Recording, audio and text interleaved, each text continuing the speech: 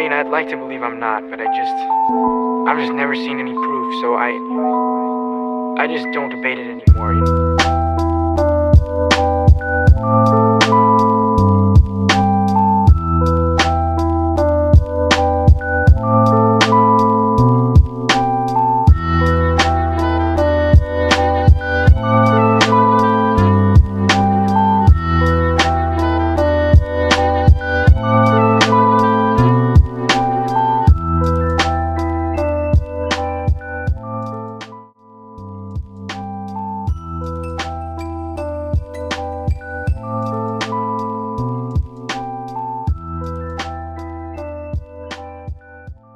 So if a raider was to come up to this base and try to assume how much C4 or rockets it would take to get to the center of the base, I absolutely guarantee you they'd automatically go to the assumption that it would be a 1 to 2 wall to center foundation plan. Now obviously it isn't. This base has 4 walls to get to the center TC.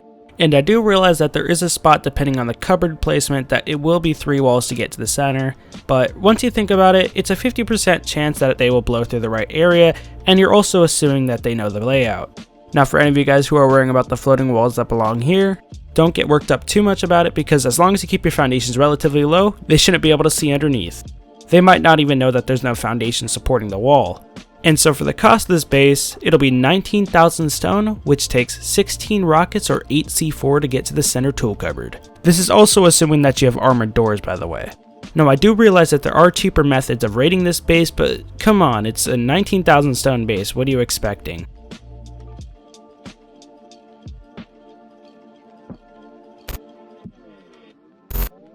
Here we are, into the first airlock. Notice how I'm using sheet metal doors. Use armored doors if you'd like. A little trick people like to use is to open both doors to see if there's a door camper out that can't get through, which is pretty nifty if I do say so myself.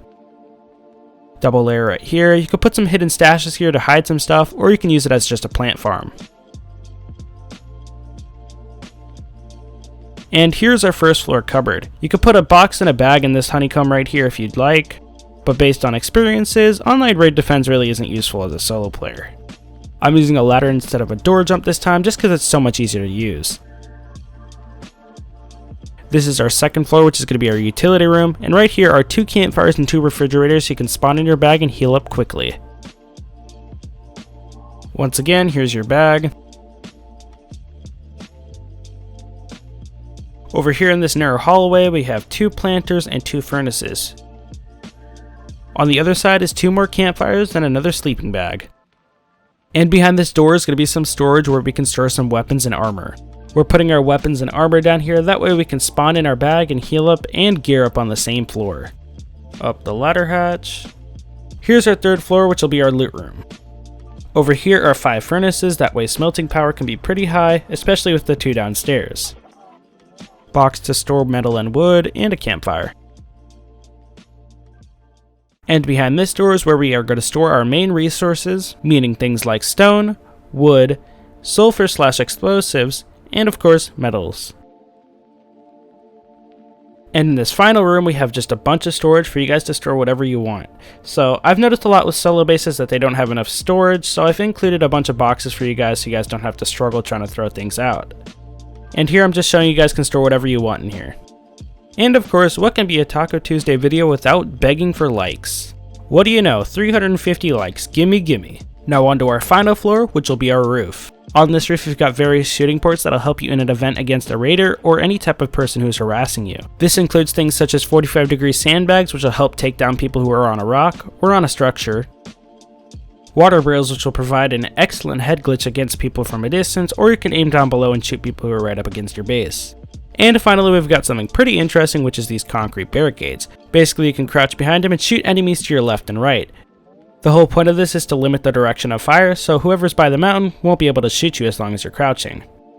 Anyways guys, that's pretty much it for the base tour, so let's show you how to build it.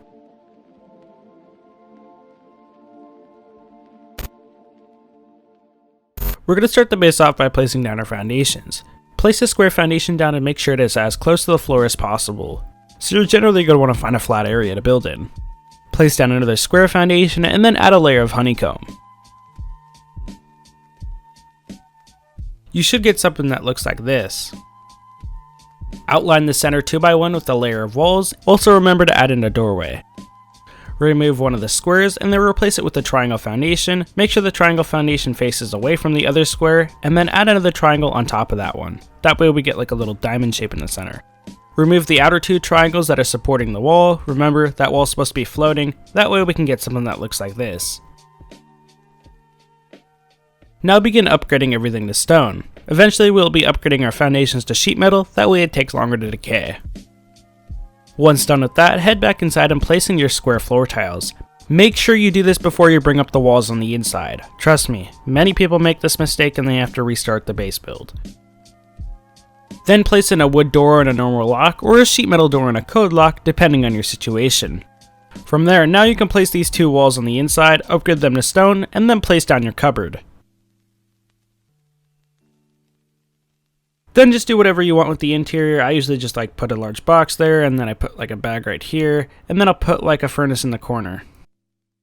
So since Rust is filled with door campers and very dangerous people, now we have to put a door on our cupboard. That way, so if somebody does door camp us, at least they don't get our base. Now that we have a door on our cupboard, remove the wood door and normal lock and replace it with a sheet metal door and a code lock. Now that you at least have a little bit of metal, start upgrading your foundations to sheet metal so we can get this done early, that way we don't have to do it later. Also remember to upgrade the ceiling to sheet metal as well. For our honeycomb, place a door right there, upgrade it to stone, and then place two more walls on both sides. Carry up our walling to the second floor, that way nobody can just boost in, and then upgrade it to stone as well. Head on outside, place another wall right here, upgrade it to stone, and then honeycomb off these three triangles. And then finally, another wall right here. And so far, this is what we've got. Head back inside. Now we're just going to do the honeycomb from over here. Pretty simple. One wall right here, and then a doorway right here. Of course, sheet metal door and code lock. Place a ladder against the wall, and then head it up onto your second floor. All we're doing right now is filling in our sheet metal flooring. From there, place a wall right there. Make sure it's flipped around. I accidentally put it the wrong way, but that's okay. Then place a doorway right here. Upgrade them both to stone. Then head it in this corner and then try to fit a large box in here. Once you get one down, hop on top of the large box and then try to fit a small box. Place a low wall, upgrade it to stone or wood, doesn't really matter to be honest, and then add another large box and another small box.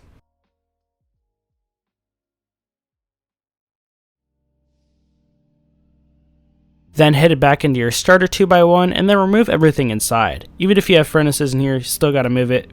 Kinda sucks, but it's kinda what you gotta do. Then place a doorway and a wall in its appropriate areas, upgrade them to stone, and now you'll probably never touch that room ever again. And once again, make sure you place down the square floor tile and ladder hatch frame before you bring up the walls. Also remember to place in your ladder hatch. It's pretty cheap, it's only 3 gears, all you gotta do is just go hit barrels for a little bit and you should be able to afford it. Then place in a doorway for your ladder room. Also cover up your roof with sheet metal floors. Now begin working on your interior. I'm going to speed through this, but there will be an unedited version of the base build. That way if you want to watch a slower version of it, click in the description and watch the video there.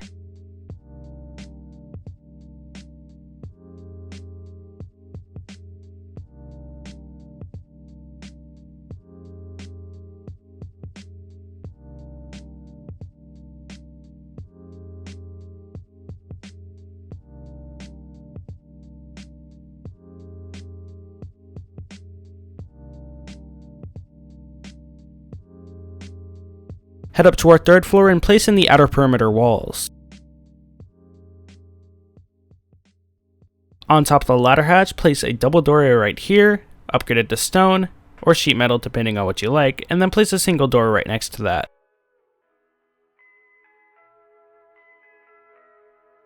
Wall goes right here to divide the loot rooms, upgrade it to stone, doesn't matter its placement to be honest, and then place another wall right here. Make sure the hard side is not facing into the loot room but away from it. And then place another double doorway right here.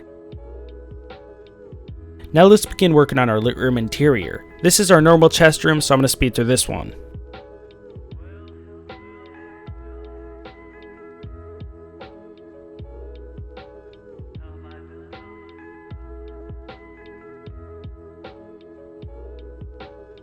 For this next one, all you gotta do is just rotate the shelves using R and then place it vertically like so. Make sure it's barely touching the wall.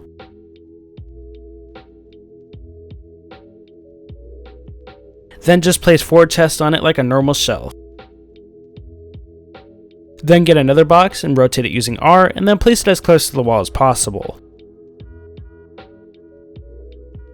Add a low wall sticking through the box, don't upgrade it just yet.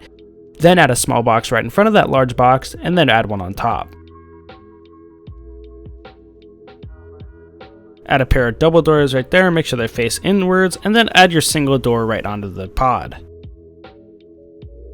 From there, fit 5 furnaces along the wall.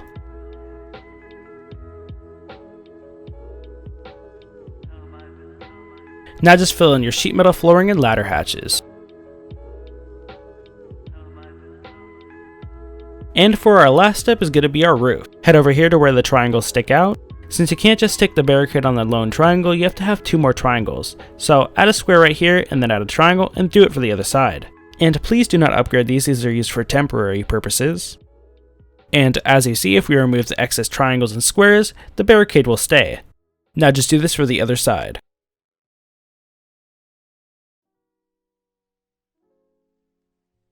Place a double door from right there and a double door from right there. Upgrade them to stone or sheet metal depending on your preference. Then add 2 walls right there and another one on the other side. This is just for design purposes, just to make it look good. Then just add in your ceiling and then upgrade it to sheet metal. Head out onto these 3 triangles, add another triangle, temporary purposes of course, then add your water barrel and remove the temporary triangle. Do the same thing for the other side. Next to the water barrel, add 2 low walls, another triangle right there, temporary purposes once again, and then add a sandbag barricade. Then from there, proceed to doing it for the remaining sides.